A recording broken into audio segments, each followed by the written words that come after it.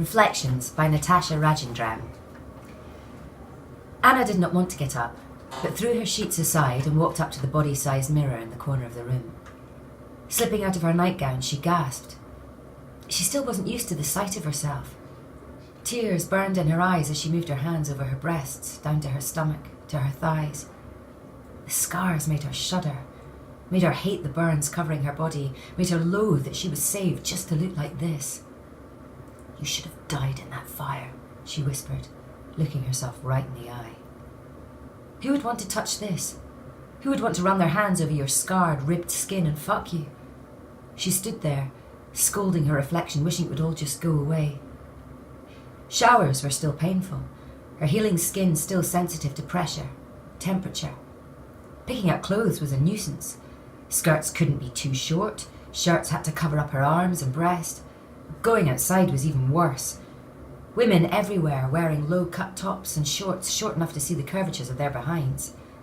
How nice it must be to love your body and flaunt it at your will. Anna started every day with anger pulsing through her veins and ended every night with shame and disgust.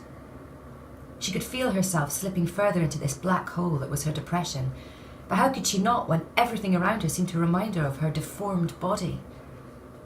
But today was different. She was tired of looking at herself, of looking this way. Her hand tightened around the hammer. She'd do it this time. She'd imagined smashing the hammer down on that glass 1 billion times. How good it would be to see her reflection crack and shatter, disappear. That other her, the her that she had to constantly look in the eye, the her she hated, would be dead. She was ready. One last look in the mirror. She mouthed the words goodbye when she saw her reflection blink. She took a step back, not entirely sure she saw what she thought she saw. There was no way. She moved closer, watching the girl in the mirror imitate her exactly. Hammer in one hand, confused expression on her face, it was all there. Anna took a deep breath and watched her do the same. But when Anna lifted her hand to press it against the cool glass surface, her reflection did not. Anna felt her heart drop, her rapid breath fogging up the reflecting surface.